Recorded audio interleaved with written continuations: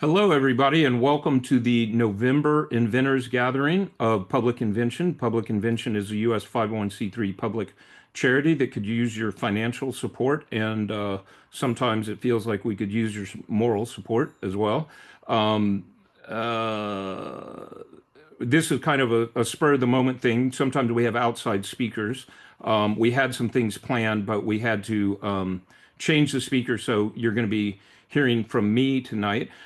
This occurs every third Thursday of the month, and we try to have very interesting speakers, usually on semi-technical topics. Today, it's going to be related to open source hardware, but it's going to be a little different than that and a little different than the nerdy stuff that we sometimes do.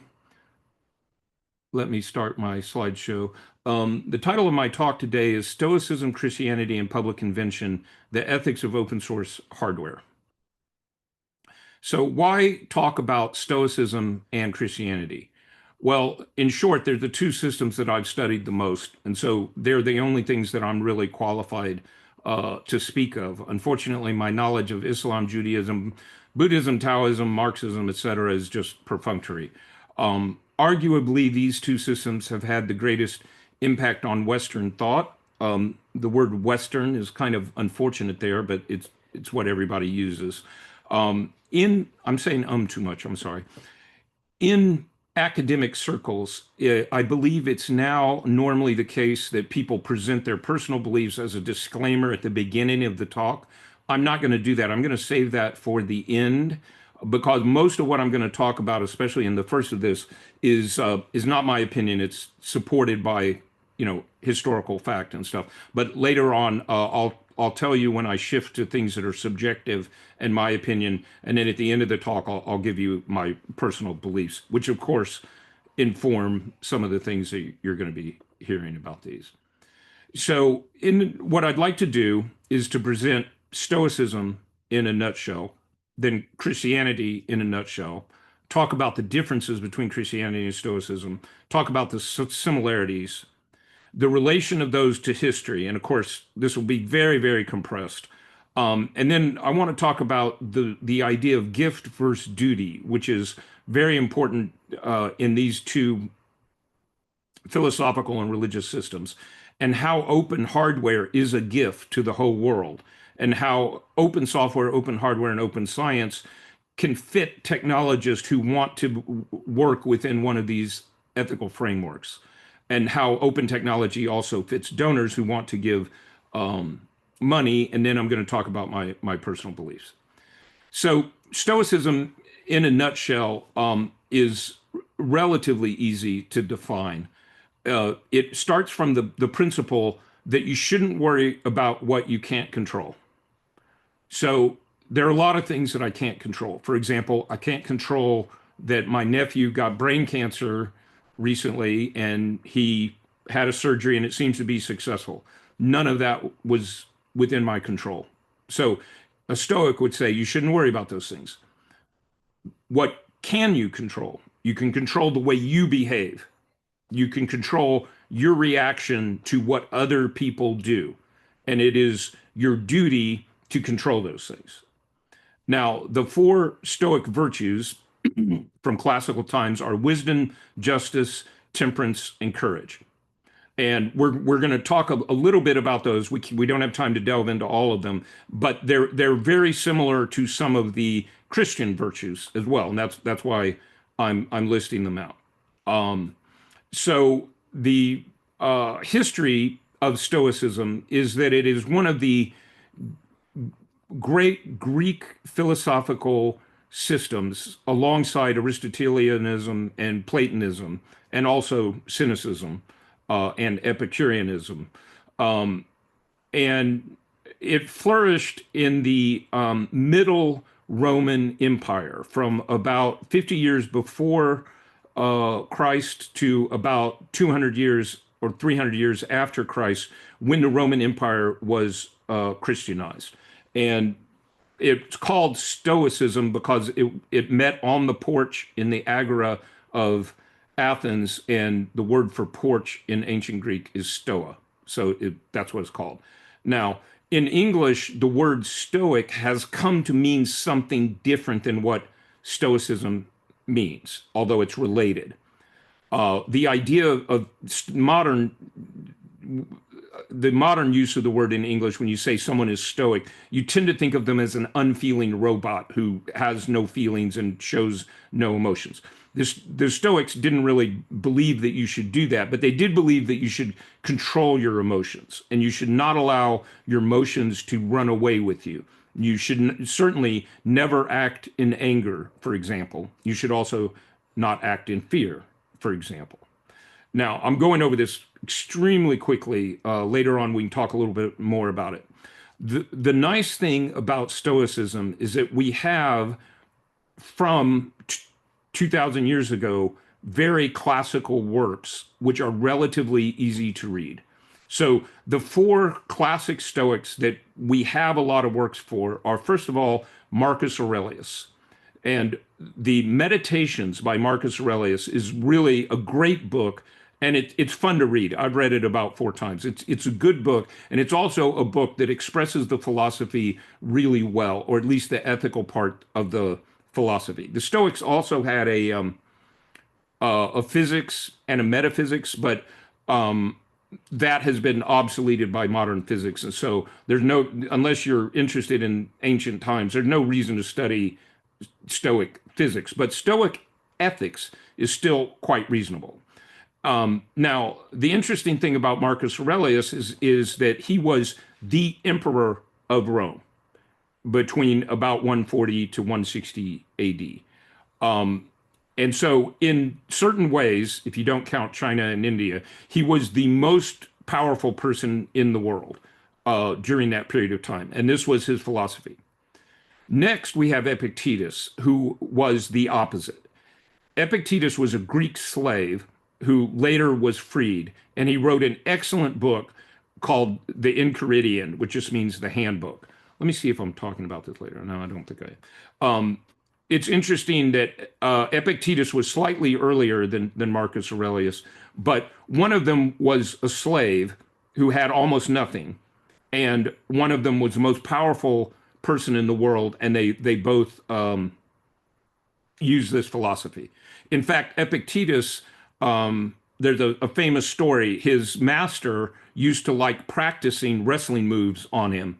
And one time he put him in a leg lock, and Epictetus said, if you keep going, you're going to break my leg.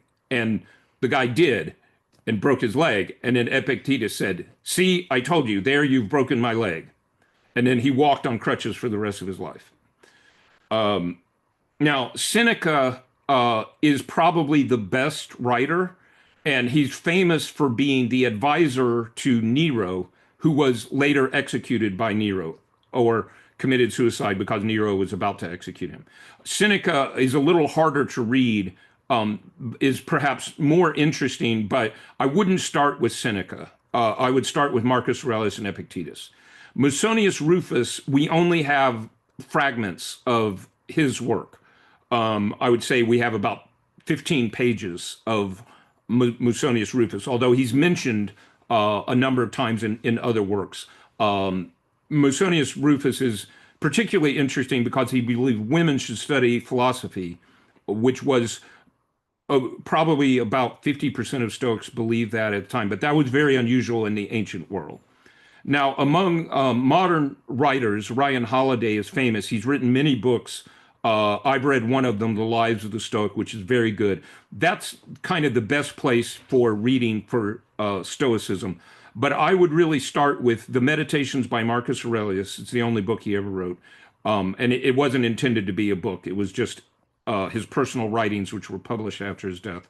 And Epictetus, because both of those are quite short. Okay, so Christianity in a nutshell.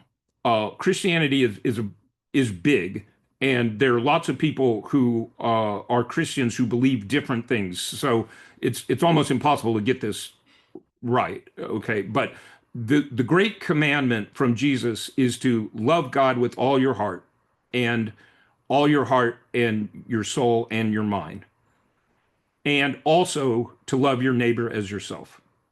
And according to Jesus, all of the Jewish law that preceded that hangs upon these two principles. Now, uh, in classic times, up through medieval and Renaissance times, there were Christian virtues, and so these are, in particular, the Pauline virtues, which were espoused by Saint Paul, are faith, hope, and love or charity. Love meaning, in this case, not eros, but love of your neighbor primarily. So you could use the word charity for that. Now, interestingly, there are also cardinal virtues of Christianity: prudence, justice, fortitude, and temperance, which are almost exactly the Stoic virtues. But one of the differences, the Stoics would not really have accepted the theological virtues as important within their philosophical system, although they would have agreed with the cardinal virtues. So I'm going really fast here, but I want to go ahead and continue. In what ways were they different? Well, the most important difference is really in concern to their vision of the afterlife and the atomicity and the personhood of the soul. So the Stoics did believe in an afterlife, but they didn't necessarily believe in the idea that a soul would continue as a person.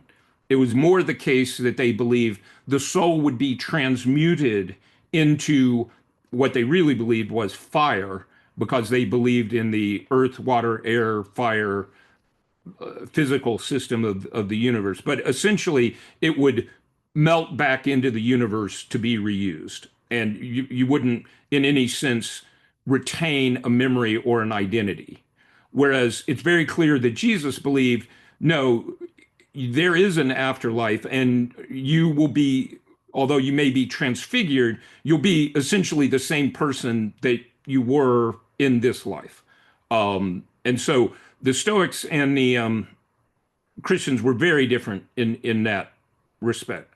Okay, now the word axiology is the philosophical word that means the study of values, and the Stoics and Christians are very different in this sense. The Stoics were what you might call creation centered. They believed that value derived from being part of the universe and doing your assigned part in that universe. And that they believed that was true of everything. They believed it was true of the bees and the spiders and people. And the role of people in the scheme of the universe was that the gods had given reason to human beings, and human beings, to live in accordance with nature, needed to use their reason. So they certainly would not approve of a human being who, if we were to describe them, acted like a swine or acted like a pig and just used their animal instincts. They would have said that person is not living in accordance with their nature because they've been given reason by the gods. Now, Marcus Aurelius, in his book,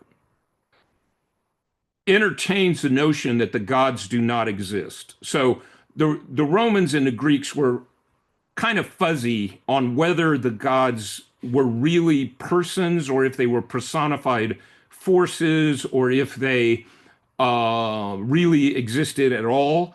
I believe Marcus Aurelius comes to the conclusion that they do exist, but he believes that they're pretty far away and pretty standoffish in human affairs. He doesn't believe that they actually show up and, hit you with a lightning bolt or anything like that. Whereas Christians don't. They believe the opposite.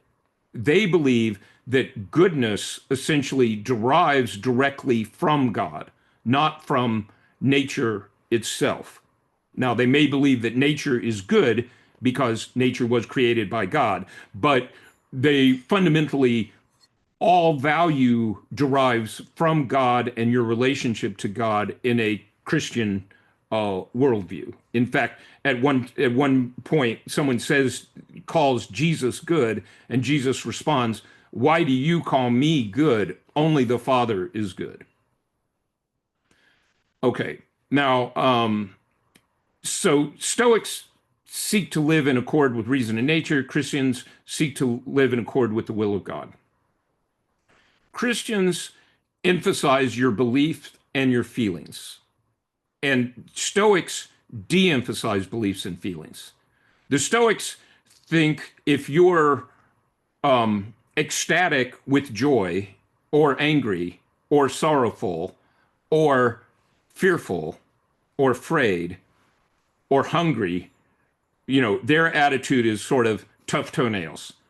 Your duty is to do whatever has been assigned to you. So if you're a soldier, you have to stand at your post in the river, by the river, no matter how foggy and cold it is, how lonely you are, and how afraid you are that a bunch of Germans or Celts are about to kill you. It's your job to do that duty. If you're the emperor of Rome, it's your job to be a good emperor of Rome. If you're a carpenter, it's your job to be a good carpenter. If you're a potter, it's your job to be a good potter. Okay. The Christians, on the other hand, starting with Christ and going on, emphasize faith, belief, and feelings. In fact, in my opinion, Christ brought love into the world. Now, the Stoics and many Greek philosophers, you would have been very happy to have them in a lifeboat beside you. If you had been there, they would have shared your bread with you. The Stoics hated cruelty. And the Stoics were fairly egalitarian in the way they treated people, and they enjoyed friendship, and they liked friends. And Marcus Aurelius, even when he was the emperor of Rome, he saw the whole world as one community. So although there were Germans that he was at war with and Celts who had been subdued and people in Africa and Persians and Indians, and he probably wasn't aware that China existed, but he still viewed this as fundamentally one city of creation where everyone was cooperating, even though they might go to war with each other. In the end, there was one community. So they were, in that sense, universal in their love, or in the way they reacted to people. But they did not emphasize love at all. They de-emphasized love. So in a way, the Stoics were what a Christian would call good. The Stoics believed in kindness, fair play, not being cruel, lots of things that Christians would approve of. But they differ in that the Christians, in my opinion, don't just emphasize how you behave, they emphasize the way you feel about people and do things. So when Jesus says you have to love your neighbor, I personally believe he means not only you have to be kind to your neighbor, you have to share your bread with them if they're hungry. You have to visit them when they're in prison. You have to nurse them when they're ill. But you have to feel love towards them, just as you are supposed to feel love towards God. The Stoics didn't really care if you loved, they would call it Jupiter. If you loved Jupiter, as long as you made the proper sacrifices, that would be okay. Right? You had to obey the law and be pious by, on certain days, doing certain things that were part of the ritual. But they didn't really care whether you believed that Jupiter existed or loved Jupiter. No one cared about that. Okay. Now, both of them have justice as a fundamental virtue, but they interpret it differently. Christ emphasized mercy. And you can see that in many stories where Christ is merciful to people. In particular, the most famous is the story of the woman taken in adultery, which is an extremely important story because of what's called textual embarrassment, in the sense that it's an embarrassing story within the social environment in which it's told. And the fact that it remains in the Gospels means that probably Christ really did it, and early Christians believed it was important to emphasize that this happened. Okay, and so the story, if you don't know it, is there's a woman who is seized in the act of adultery. The law says an adulterer should be stoned to death. The woman is brought by a mob before Christ and asked what is to be done with the woman. And Christ says to them, let he who is without sin throw the first stone. And nobody throws any stones. And then Christ says to the woman, go and sin no more. Now, in our modern world, we would consider that, well, that's the only natural thing to do. But in the context in which Christ did this, this is showing tremendous mercy, right? This is being merciful to the sinner. The Stoics, on the other hand, would have emphasized fairness. They hated cheats. They didn't like cruelty. And many of them, Seneca in particular, did not like the gladiatorial games. On the other hand, they weren't real strong on mercy. They were much more like, well, the law says this, so this is what we're going to do, and that's the way we do things. Okay? So the Stoics tended to emphasize duty very, very strongly. And they saw things, they saw the basis of virtue was being good sort of at whatever it was you were supposed to do, right? On the other hand, Christ emphasizes charity more than duty. And you can see that very strongly in the story of the Good Samaritan. In a nutshell, a Jewish man, is beaten, bloodied, stripped naked, his money's taken, he's left by the side of the road. A number of other Jewish men pass him by, embarrassed by seeing a naked, beaten man, and don't help him.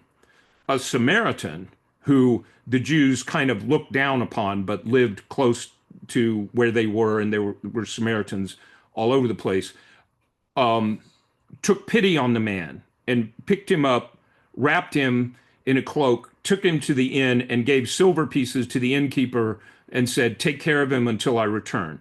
And Christ asked the crowd after telling this story, who was more godly? The Jews who passed him by, or the Samaritan, who they would have looked down on as sort of a not very upstanding citizen, who took pity and showed mercy to the man? That sort of explains the difference here. Whereas the Stoics, for example, were somewhat universal in their philosophy. They believed women should learn philosophy. They were opposed to cruelty, but they never seriously tried to get rid of slavery in the Roman Empire, for example. Some of them may have played with the idea and mentioned it a little bit, but they never seriously attempted to liberate slaves and make a more egalitarian political order. Now, another difference is that Christians see pride as an affront to God. So pride is kind of a direct sin in the Christian worldview.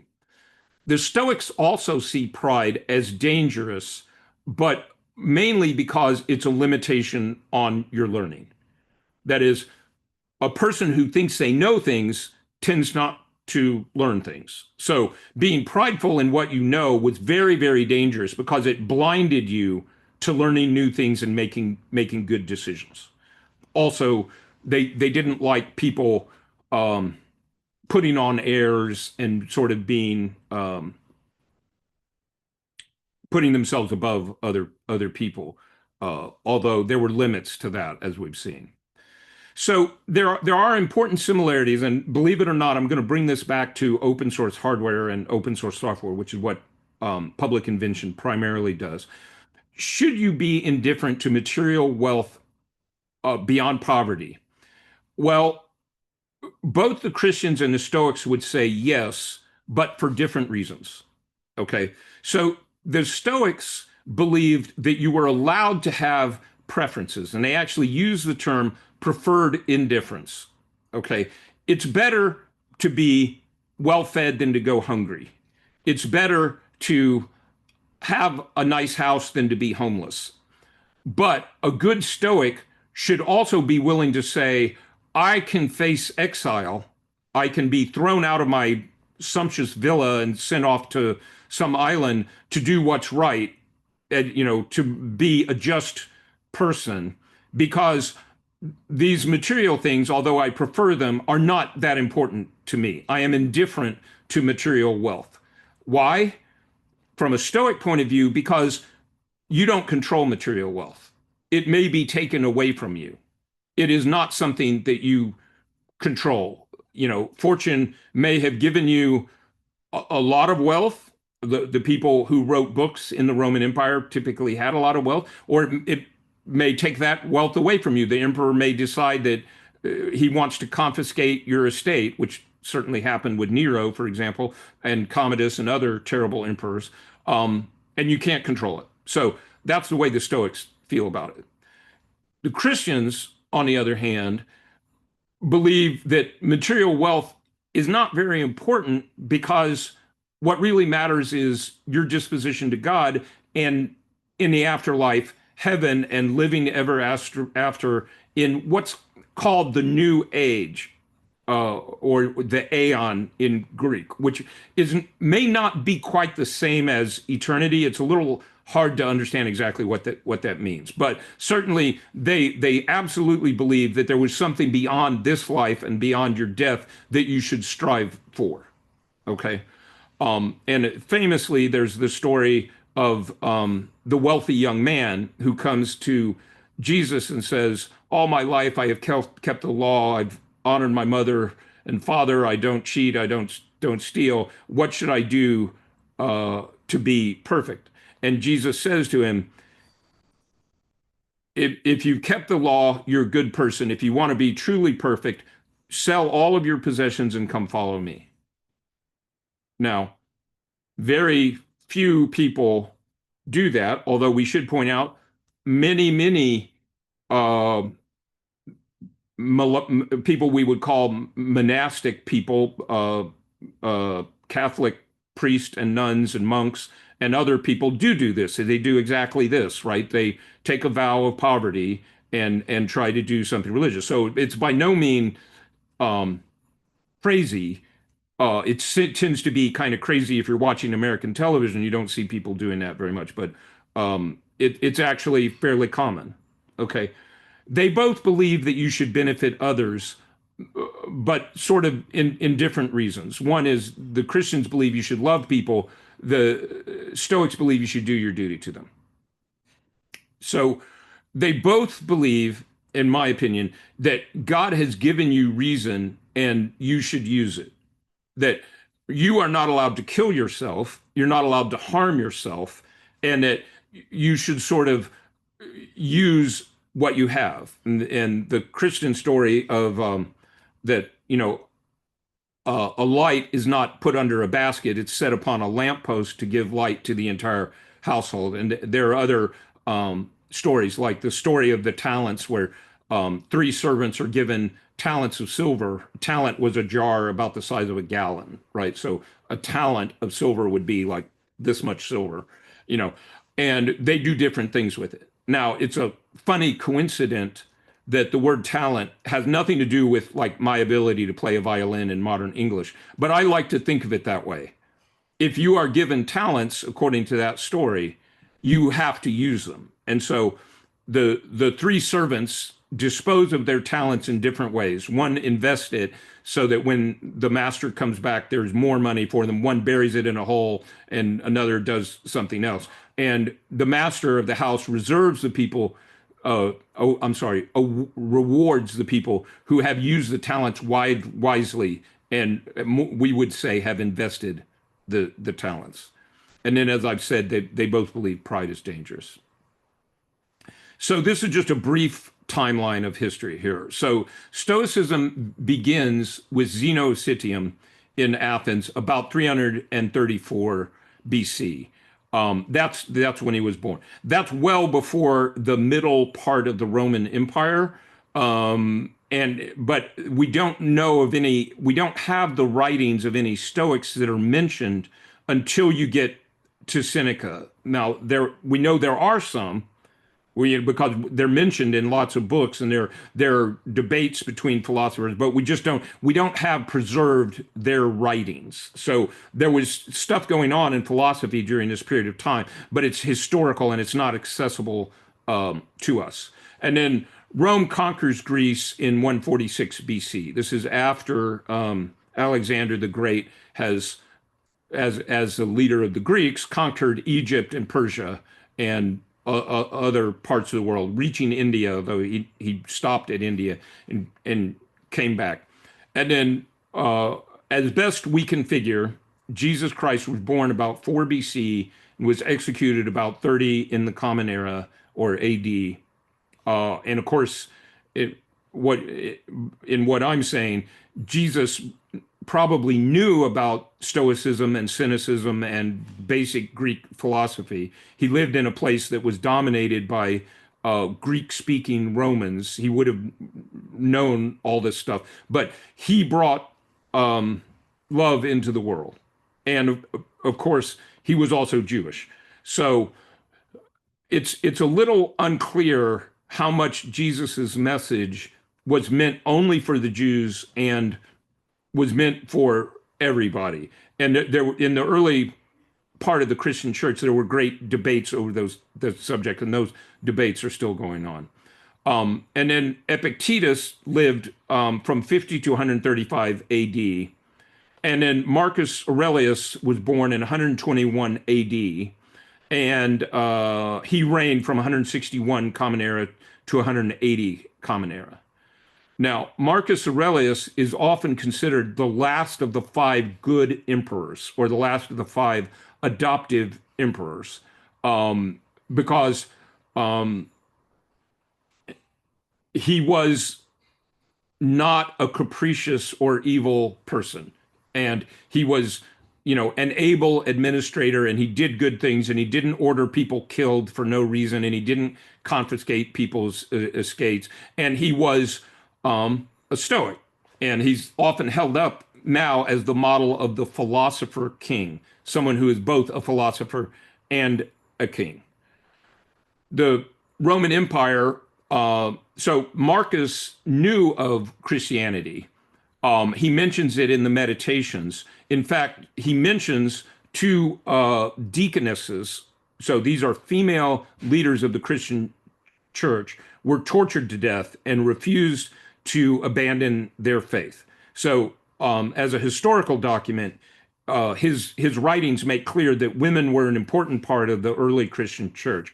But in 120, let's say 161 CE, Christianity was not a huge force in Rome. It was sort of just coming to Rome. And so, for example, Marcus Aurelius only mentions it, I think, twice in the Meditations.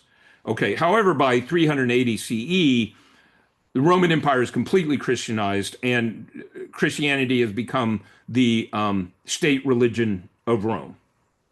Now, that's 200 years.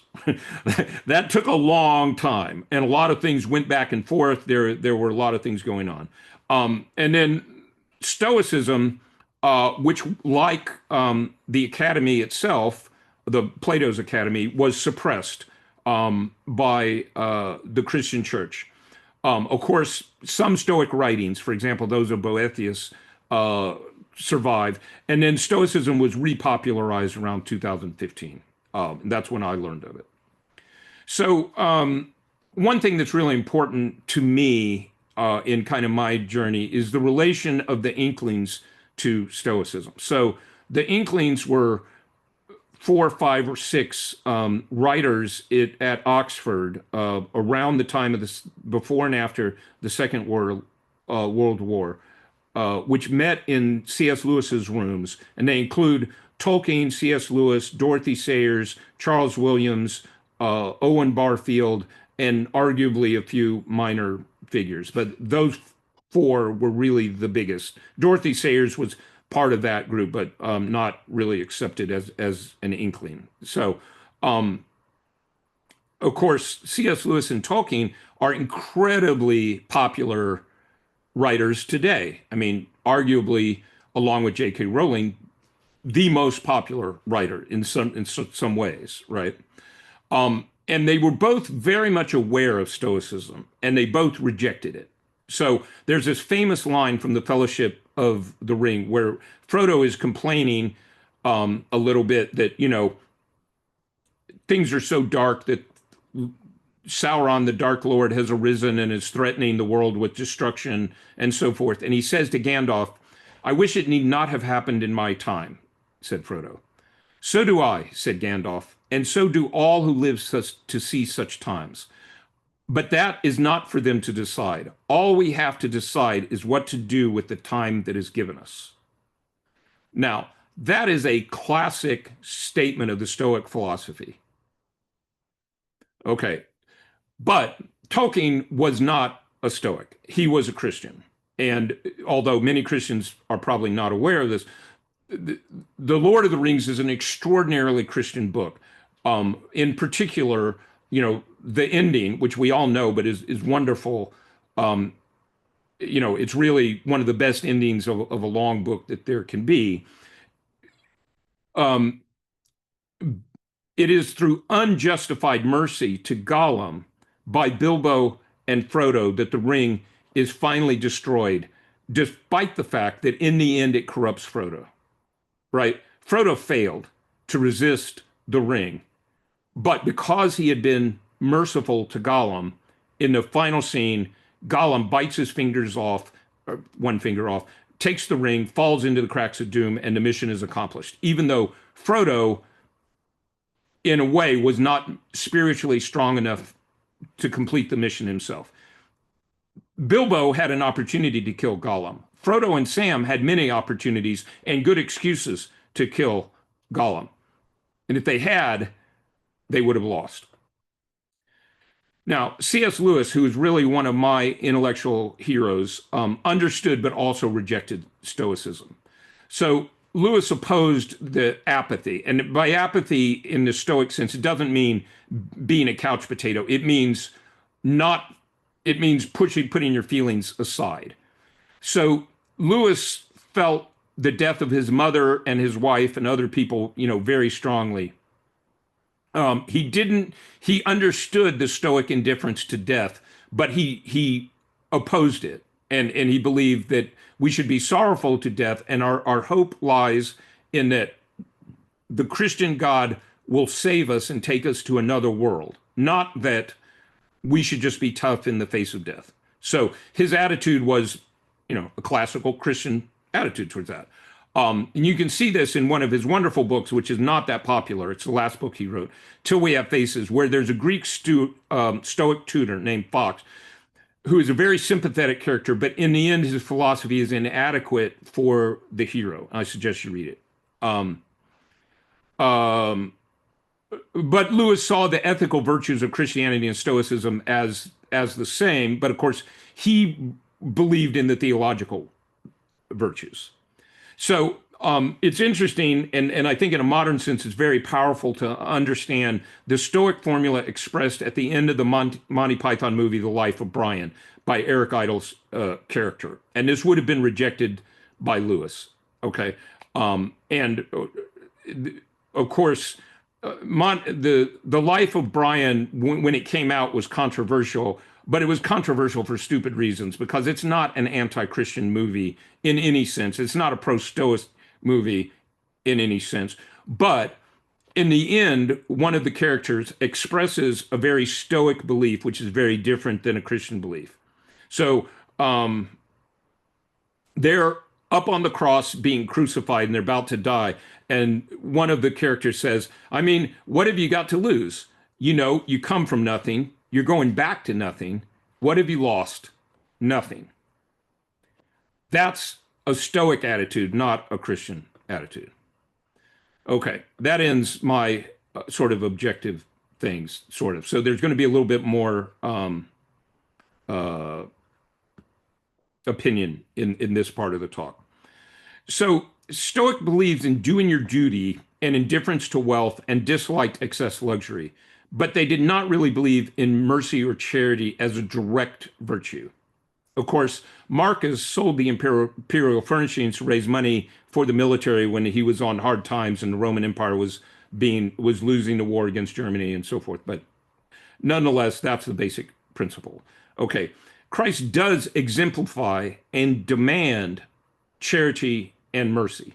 As I've mentioned before, the story of the woman taken in adultery, the story of the dogs at the table, which talks about the universality of mercy. If you assume that Christ healing someone is merciful, so a woman who is not Jewish asked to be healed. And Jesus says, "My word is for the children, not for the dogs." And the woman replies, "But even the dogs eat the crumb at the table." And Jesus replies, "Because of your faith, you are healed," or your child is healed. I can't remember. The same way of the woman at the well, the story of the universality of mercy, even to people who are sinners. As I've mentioned, the story of the Good Samaritan implies charity to non-Jews, which in that context would have been the out group as opposed to the in group. Another example is the faith of the centurion. A Roman centurion with a sick servant comes to Jesus and says, "Jesus, heal my servant." And I can't remember what Jesus says, but then the centurion says, "I also am a man of authority. When I say go here, people go there. When I say stop, people stop. I know if you command that my servant be healed, he will be healed." And Christ says, "Because of your faith, your servant is healed." Okay. And then, of course, the story of the rich young man is that charity goes beyond just keeping the law, that you should be charitable to everyone and love everyone. So, why does this matter? Okay. Well, how does this relate to open software or open hardware?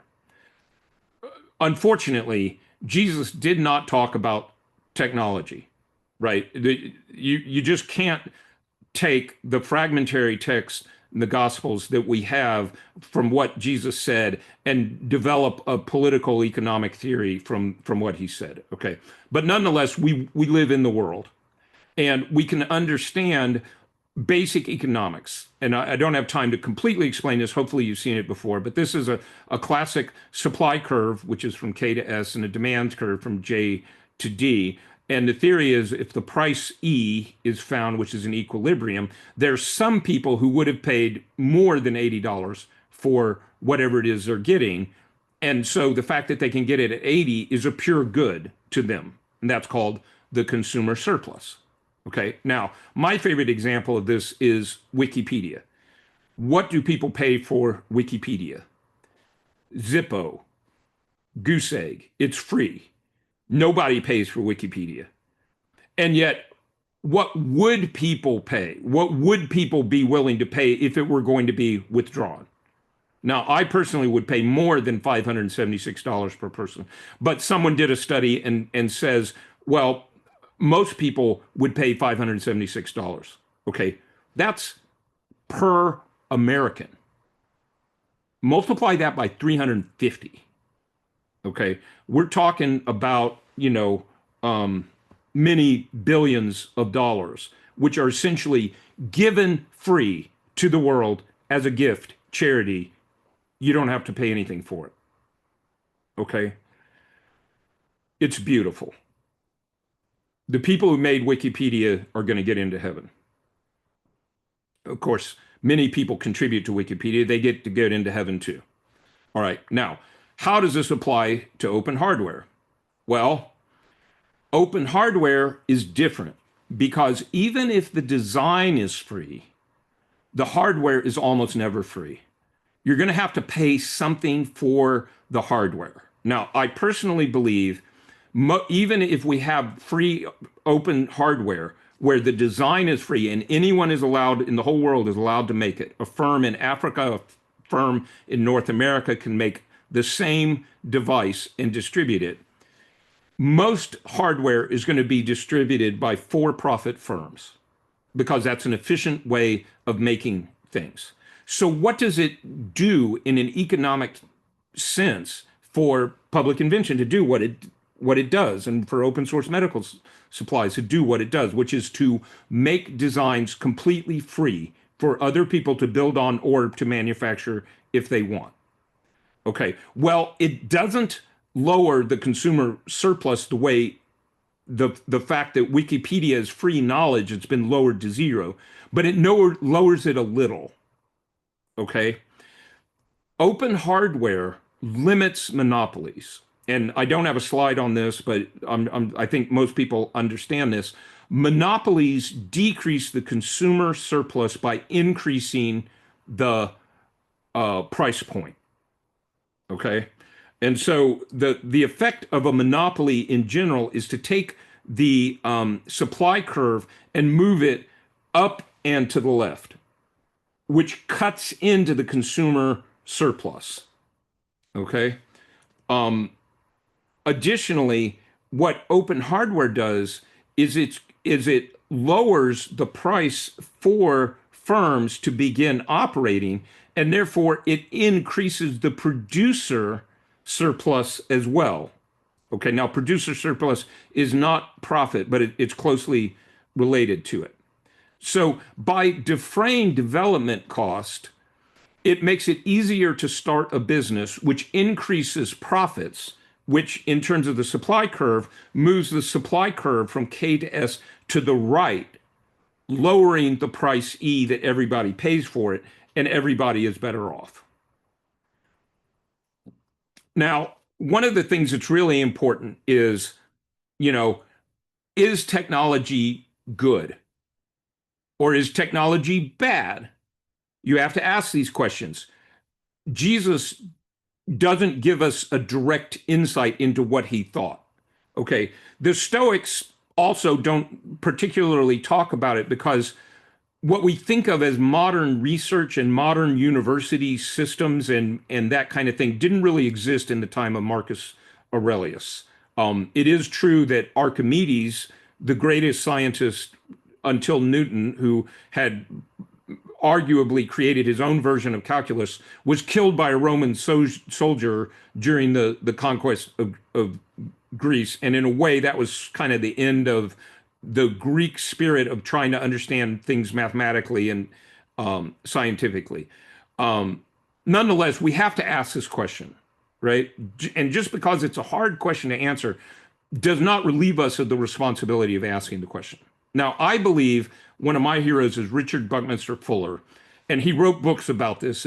Technology is important and it's not neutral. There's some technology that's bad, like nerve gas and neutron bombs, atom bombs. There's some technology that's good, like the polio vaccine. Polio vaccine is a pure good in the world, as far as I can tell. Okay.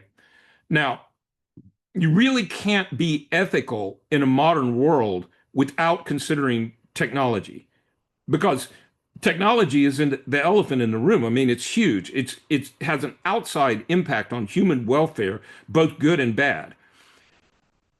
You have to talk about technology and understand how humanity is affected by it and what we're going to do about it. And many modern politics simply don't discuss technology and don't have a theory about what should be done with technology. And they don't even view, like today in America, modern politicians don't even view us as being part of a historical trend in any way. And it kind of leaves me feeling like a big point is being missed when politicians, suggest some policy with no discussion or understanding of how technology impacts that policy. Now, I am not a preacher. I'm not a healer. Christ healed people. Christ said, "Follow me." I'm not going to sort of do either of those things, right? So I'm a technologist. If you are a technologist in the world, what should you do? How should you be an ethical technologist? Well, I think the Stoics would say you just have to be a good technologist. If you're a computer programmer, you should be a good computer programmer. That's part of your job. And when you have the opportunity, you should be just and temperate and wise and courageous. That you would be a good Stoic if you did that. Unfortunately, Christianity doesn't directly address this issue. So the way I think of it is I ask the question, who am I enriching with my labor? Now, I spent years working for people and making a good salary, enriching people who were already rich. And that part of it kind of left me flat. So, I was like, I'm working 60 hours a week to make money for people who are already extremely wealthy. How can I be? That's not a good thing for the world, right? So the question is, can you enrich a wider group of poor people or a wider group of people in general as a technologist? Now, I believe open source software and hardware is a way to do this. The motto of public invention is to invent in the public for the public. And this is not a misspelling, right? Invent in the public means invent where everyone can see it. At the end of the day, push everything into GitHub. Everything is public. Everything's released under fiercely open licenses for the public. That's a proper noun. That means all the people everywhere. Certainly not just Americans. It means all the people. Can you be an ethical technologist some of the time? I think most of us have to be. You know, Jesus said to the rich young man, sell everything you own and come follow me. Some people do that. Most people don't. I would like to see a world in which people can make money, raise children, pay for their kids to go to college maybe, and then take a year off and not make money for rich people, but make money for poor people, essentially, or make goodness for poor people, heal people. How? By making open source medical devices, or through some other means that a technologist can attack. Now, this is one of my favorite quotes from C.S. Lewis, and it really rings true to me.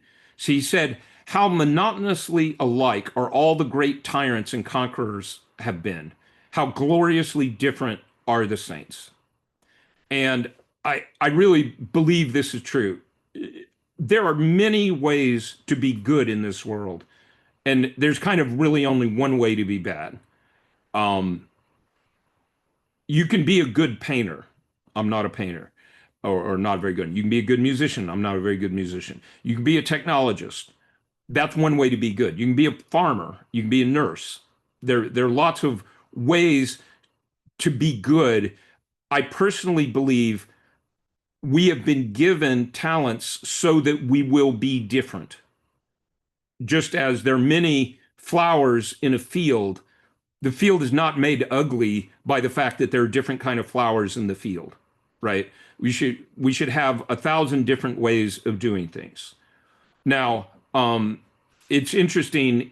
I have read C.S. Lewis's books, the Space Trilogy, which is not his most popular work, which is really sad because it's way better than the Chronicles of Narnia for adults. Chronicles of Narnia is largely aimed at children, and it's a spiritually very important book. And in it, there's a character who is sort of demonic or satanic. It's a little unclear exactly, but he is really evil, mean, and petty. And to be perfectly honest, he's a pretty good depiction of Donald Trump in the way that he behaves. And all tyrants are kind of like that.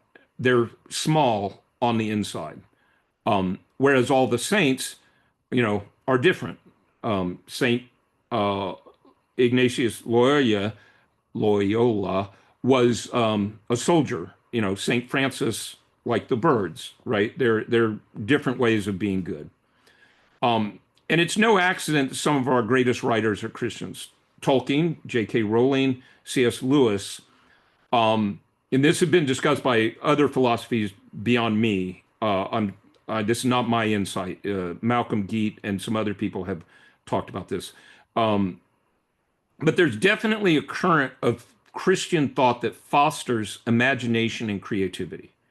Now, sadly, there is a countercurrent that actually opposes these extremely Christian books. I think because they don't understand it. But there is definitely a Christian intellectual thought which wants 1,000 flowers to bloom.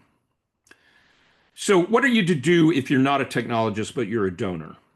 You know, well, first you got to ask yourself, does technology advance good for humanity? Now, you could make a case that right now technological advance is moving a little too quickly. So maybe you don't think so. But suppose you do, as I do. Then, if you believe that, then surely saying yes to support of open source software, open source hardware, and public invention is a good thing because those things are directly humanitarian rather than just arbitrary. Now, I sometimes, I'm very proud of a math paper I wrote 5 years ago. I wish I could write a paper that good every year. I don't. It's not humanitarian technology. It's a work of solid geometry. But I believe, that kind of pure mathematics is doing what God wants us to do, right? We're advancing human technology. But even better was when I made the polyvent ventilator or the Ventmon in an attempt to address the pandemic. And even better is global distributed tracking, which I and a number of other people on this call are working on to try to ensure the quality and non-fraudulent nature of globally distributed humanitarian goods. Those things are directly good. Buckminster Fuller would say those things are good, not bad, right? So that's the end of my official talk. I have some personal beliefs. We can talk about these later. I don't want to dwell on them. For a long time, I've been a Unitarian Universalist. I've been a Christian for 5 years. I hold some beliefs that most Christians would consider heretical. I believe the resurrection, I'm sorry, that's misspelled, is relatively unimportant. That is, I don't know for sure that the resurrection happened and it doesn't matter to me. I believe, as George MacDonald did, that a Christian is just one that does what the Lord Jesus tells him. Neither more nor less than that makes a Christian. So it's not a question of belief, but obedience. And obedience precedes faith. This is a heresy that was settled back in the time of Augustine. So it's so old, no one even thinks of this anymore. But I'm technically guilty of the Pelagian heresy in that I believe salvation comes through works rather than through faith. Okay. I believe we honor God with creativity. There is no hell. That's biblical. That's not a heresy. Science and technology are generally good, but not neutral. Public invention, we have the policy, don't build weapons and other principles. And I mean this very seriously, although it sounds corny. I believe humanity is kind of lurching or staggering upwards towards a noble, bright future like the world of Star Trek, where humanity will explore the stars together in peace. And I really believe that. So now I'm going to stop recording because I think in matters of faith, it might be better to have a private conversation. So this will not go on YouTube, but we can continue talking. So hang on just a second while I make sure this is stopped.